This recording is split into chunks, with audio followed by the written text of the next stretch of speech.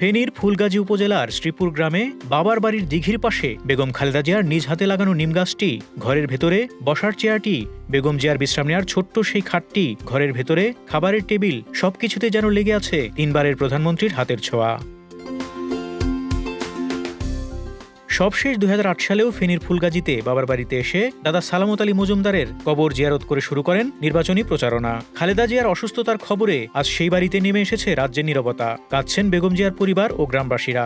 তার মতন সৎ লোক আর নাই, তার মতন এইসব ব্যক্তিত্ব লোক আর না পাওয়া যায় না, খুব কঠিন। সে মরলে বুঝে যাবে দেশের নেত্রী কেরকম। আল্লাহর কাছে দোয়া করি, আল্লাহ যেন ওনাকে সুস্থ করিয়ে আমাদের মাঝে আবার ফিরে এনে দেশের নেতৃত্ব দিতে পারে, দেশের উন্নয়নে কাজ করতে পারে, এই দোয়াই করি। আল্লাহ যেন ওনার দীর্ঘায়ু কামনা করি। তো খালেদা জিয়া আমাদের প্রধানমন্ত্রী ছিলেন, তো আমাদের গর্ব। তো আমাদের ফ্যামিলির বংশের সবাই খালেদা জিয়ার ওনাকে সাপোর্টিং করতো, ওনাকে পছন্দ করতো। ফুলগাজী সদর ইউনিয়নের দক্ষিণ শ্রীপুর মজুমদার বাড়ির মেয়ে দেশনেত্রী বেগম খালেদা জিয়া, ওনার পৈতৃক বাড়ি হচ্ছে এটা। উনি সবসময় এখানে আসতেন। এখান থেকে উনি 5 বার নির্বাচিত হয়েছেন, 3 বার প্রধানমন্ত্রী ছিলেন।